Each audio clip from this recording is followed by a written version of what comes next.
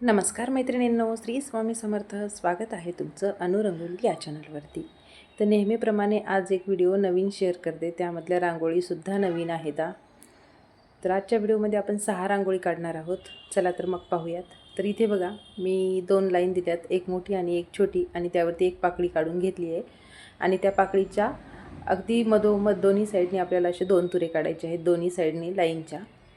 आणि त्याखाली मी लाल रांगोळीने असे 3 डॉट्स दिलेत आणि एक खाली लांब रेष दिली आहे. आणि पाकळीच्या वरतीसुद्धा असे 2 छोटे छोटे डॉट्स दिलेत. आणि जे आपण तुरे काढले होते खालच्या साईडला, त्याच्या साईडला असे 2 छोट्या छोट्या लाईन द्यायच्या आहेत. आणि त्या साईडला आपल्याला लाल आणि पिवळ्या रांगोळीने असा एक एक डॉट द्यायचा आहे. तर ही आपली काढून झालेली अशी छोटीशी अगदी युनिक रांगोळी तयार झालेली आहे मैत्रिणींनो. अजूनही तुम्ही चॅनलला सबस्क्राईब केलं नसेल तर जरूर सबस्क्राईब करा, म्हणजेच तुम्हाला मी अपलोड केलेला व्हिडिओ की रांगोळी पाहायला मिळतील.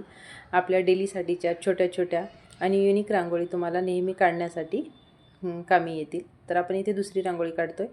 तर इथे बघा, मी गुलाबी रांगोळीने अशा 2 लाईन देऊन घेतल्यात आणि त्याखाली आपल्याला सेम गोल अशा दोन्ही साईडनी 3-3 पाकळ्या काढून घ्यायच्या आहेत. अगदी हलक्या हाताने आपल्याला या पाकळ्या काढायच्या आहेत. आणि व्हाईट रांगोळीने आपण हलक्या हाताने भरूनसुद्धा घेणार आहोत इथे. हे बघा, तुम्ही इथे कलरने जरी भरून घेतलं तरी चालेल, लाल पिवळा किंवा फक्त लाल तरी सुंदरच दिसेल.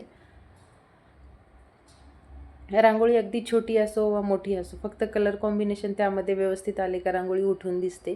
तुम्ही कलरने हे फुलं दोन्ही साईडने भरून घेतलेत तर असे हे मी जे येलो कलरने डॉट दिलेत, तुम्ही तर तिथे व्हाईट कलरने डॉट दिलं तरी रांगोळी अगदी उठून दिसते. तर बघा, मी दोन्ही साईडने असे 2 मोठे मोठे असे डॉट देऊन घेतलेत.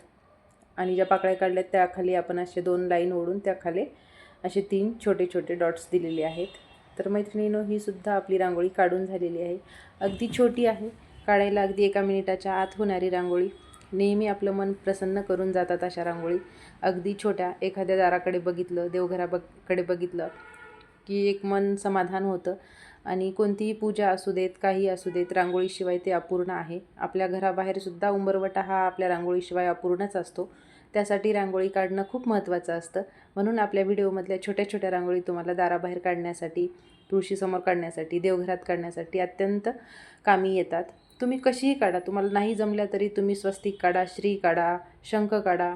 श्रीराम जरी तुम्ही लिहिलं दारामध्ये, म्हणजे एक आपण जिथे पाय ठेवतो त्या ठिकाणी नाही काढायचं. एकदम आपल्या उंबरवट्याच्या साईडला, भिंतीच्या साईडला काढलं तर तिथं काय आपला पाय जात नाही. तिथे तुम्ही फक्त दोन्ही साईडने गोपद्म काढून श्रीराम जरी काढलं तरी हे सुद्धा खूप शुभ आहे. आणि रांगोळी येत असतील तर तुम्ही आवर्जून रांगोळी काढा. यामुळे आपल्या घरामध्ये एक सकारात्मकता आणि पॉझिटिव्ह निर्माण होते. तर इथे बघा, आपण तिसरी रांगोळी काढतो आहे. मी अशा 2 लाईन देऊन घेतल्यात आणि दोन्ही साईडने असे 3 मोठे मोठे लाल रांगोळीने मी डॉट दिलेत.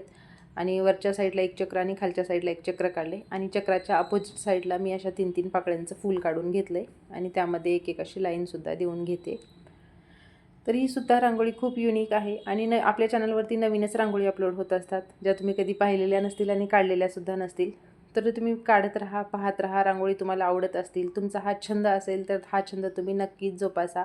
फक्त रांगोळीचा हा आपला छंद नाही आहे, तर तुम्हाला कोणताही असो, गाणे ऐकण्याचा असो, पुस्तक वाचण्याचा असो, किंवा रांगोळीचा असो, मेहंदीचा असो, काहीही असो, आपला जो छंद आहे तो तुम्ही नक्कीच जोपासा.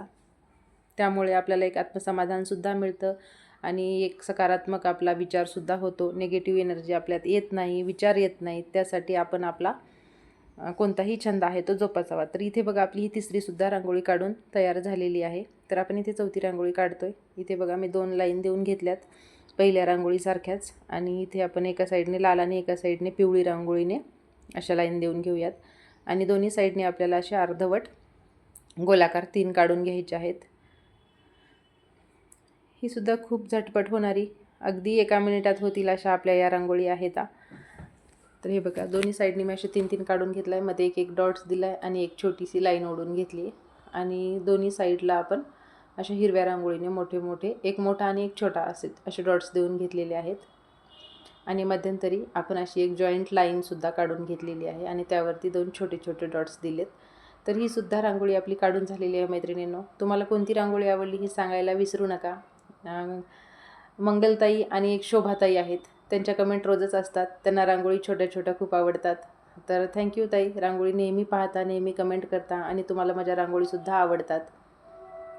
तर अशाच तुम्हीसुद्धा कमेंट करत जा, त्यामुळे मलासुद्धा उत्साह निर्माण होईल, की अजून आपण छान छान रांगोळी काढू शकतो, दाखवू शकतो. तर त्यासाठी रांगोळी पाहत राहा. तुम्हाला येत असतील तर काढत राहा, येत नसतील तर रांगोळी शिकत राहा. कारण हा एक आपला दैनंदिन जीवनातला एक भागच आहे.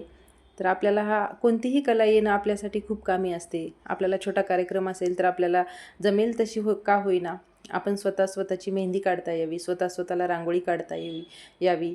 आपल्याला प्रत्येक गोष्टीमध्ये आपल्यालासुद्धा कुणाकडे जावं लागणार नाही. आपल्याला जसं आपल्याला जमेल तसं आपण काढण्याचा प्रयत्न करावा आणि आपण शिकत राहिलं का त्यामध्ये आपल्याला थोडं का होईना येतच जातं. त्यासाठी प्रयत्न करणं महत्त्वाचे असते. आपण प्रयत्नच केला नाही तर काढताच येणार नाही. जसं होईल, जसं जमेल तसं काढत राहिलं ना, थोडी थोडी प्रगती होतच जाते. त्यासाठी मेहंदी असो, रांगोळी असो किंवा कोणती चित्र रेखाटणे असो, आपल्या लहान मुलांचे काढून द्यायचे असतात. आपण हे करत राहिलं का आपल्या मनाला येत जातं. येतच नाही म्हणल्यावर येतच नाही. तर कोणत्याही गोष्टीसाठी आपल्याला थोडेफार तरी कष्ट घ्यावेच लागतात. तर आपल्याला छंद असल्यावर कोणत्याही गोष्टी सहज जमतात. सांगायचं म्हणजे तर आपल्याला आवड असेल तर सवड ही होतेच. तर असं मैत्रिणींनो, तर इथे बघा आपण 4 ते 2 असे डॉट्स देऊन घेतलेत आणि त्यावरती आडव्या आणि उभ्या 2 लाईन देऊन घेतल्यात. ही रांगोळी बिना ठिपक्यांची सुद्धा काढता येते. म्हणजेच आपल्या लाईन थोड्याशा वेड्या वाकड्या जाणार नाहीत डॉट्स दिल्यामुळे. त्यामुळे डॉट्स देऊन काढलं का अगदी सोपी जाते रांगोळी. आणि बिना डॉट्सची सुद्धा सोपीच जाते. पण ज्यांना वाटतं की लाईन थोड्या वेड्या वाकड्या होतात त्यासाठी डॉट्स देऊन काढलं तर अगदी सोपी जाते रांगोळी. तर इथे बघा मधोमध मी हिरव्या रांगोळीने असा मोठा डॉट दिला आहे. तुम्ही इथे लाल पिवळा कोणताही रंग वापरू शकता. आणि ज्यामध्ये आपण जागा उरलेली आहे या दोन्हीच्या मध्ये लाईनच्या, तर चारी साईडने आपण असे 3-3 डॉट्स देणार आहोत आणि आपण ब्रशच्या सहाय्याने त्याला आत ओढून घेणार आहोत.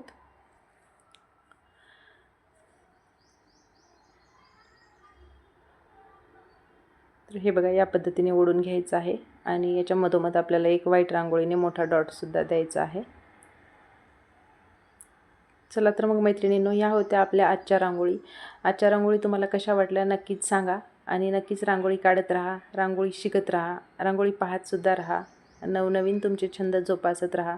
त्यामुळे आपल्याला एक सकारात्मक विचार येत असतात. आपण कोण्याही गोष्टीमध्ये गुंतून असलं का आपल्याला इकडच्या तिकडच्या गोष्टी आठवत नाहीत आणि विचारही येत नाहीत. आपण कोणत्या तरी गोष्टीमध्ये गुंतून राहणं महत्त्वाचं असतं.